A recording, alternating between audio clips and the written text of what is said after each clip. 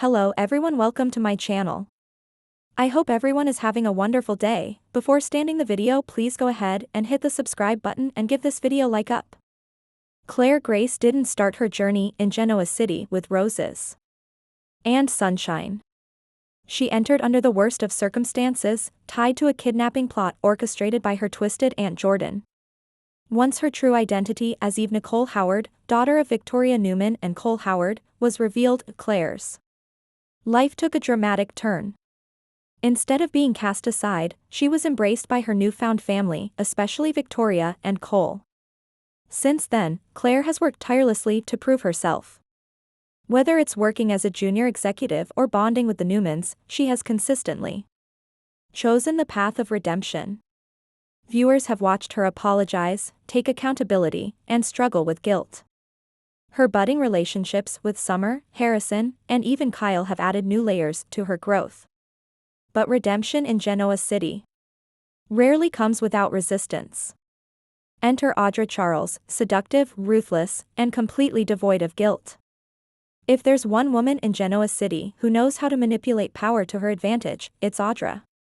From her early days of scheming with Tucker McCall to her ruthless climb at Newman Media, Audra plays to win. Unlike Claire, she doesn't wear remorse like a badge of honor. She uses it like a shield, only when it serves her. Audra's list of rivals continues to grow. She's clashed with Nate, Nikki, Victor, Kyle, and of course, Summer. But her latest obsession might be Claire. Why? Because Claire is gaining traction, both professionally and personally, and Audra doesn't like to be overshadowed. In fact, she sees Claire as a threat. The most dangerous part? Audra underestimates Claire. She sees her as a sweet, reformed girl trying to play in the big leagues. But if Audra continues to push, she might awaken a side of Claire that's far more dangerous than she ever expected. It all begins at Newman Media, where both women are now orbiting the same universe. Claire has started attending corporate strategy meetings under Victoria's wing, and Victor seems intrigued by her potential. Audra, once promised the keys to the kingdom, now finds herself sharing the spotlight and the influence with the daughter of the Newman heiress. At first, Audra pretends to be supportive. She offers fake smiles, backhanded compliments, and mentorship that borders on sabotage. But Claire is no fool. She picks up on the condescension, the veiled threats, and the constant undermining. Things reach a boiling point when Claire presents a bold new media strategy in front of Victor, who not only approves it, he praises her vision. Audra's face is a mask of faux support, but her clenched jaw tells the real story. The war has quietly begun. Claire is faced with a moral crossroads. The Claire she's become, thoughtful, humble, remorseful, would walk away. She'd stay in her lane, do her job, and avoid confrontation. But Genoa City doesn't reward meekness. And Audra isn't the type to back down. Cole and Victoria urge her to remain calm and professional.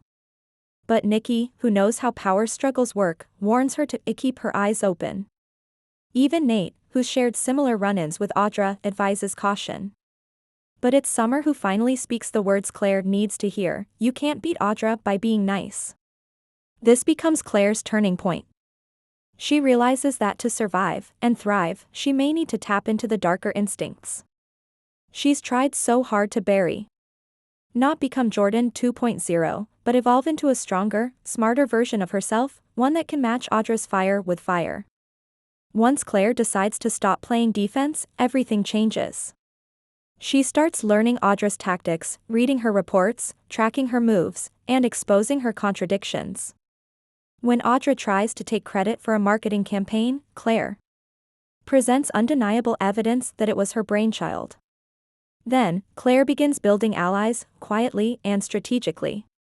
She connects with Nate, charms Nick during a boardroom presentation, and even gains a subtle nod of approval from Victor. In the world of Newman Enterprises, that's practically a crown. Audra, increasingly paranoid, lashes out. She accuses Claire of sabotage. She spreads rumors that Claire isn't mentally stable. But Claire stays calm outwardly. Inwardly, she's sharpening her strategy, waiting for the perfect moment to strike. As the corporate battle heats up, things get personal. Kyle Abbott, newly single and navigating his own moral maze, finds himself drawn to Claire. Their chemistry is undeniable, their conversations refreshing, and their connection deepening. But there's one problem: Kyle once had a torrid affair with Audra, and Audra doesn't let go easily. Audra uses Kyle as leverage. She reminds Claire of his past indiscretions, suggests that he can't be trusted, and even tries to rekindle their flame. But this only pushes Claire further now. The battle isn't just about business. It's about identity. Claire must decide whether she's strong enough to trust herself and her instincts. In Love and Ward in a dramatic rooftop scene, Claire confronts Audra not with threats but with precision. She exposes a breach in Audra's media contract that could tank $1 million deal. Calm, cool, and collected, Claire walks away, leaving Audra to scramble for cover. Claire Grace is no longer playing nice. As Audra Charles continues to manipulate and dominate at Newman Media, Claire is forced to embrace her inner fire. Will she leave her good girl image behind to take down Genoa City's most ruthless schemer? In this dramatic 3,000-word deep dive, we explore Claire's evolution, Audra's schemes, Kyle's tangled loyalties, and the ultimate question: is Claire ready to win the Newman game her way?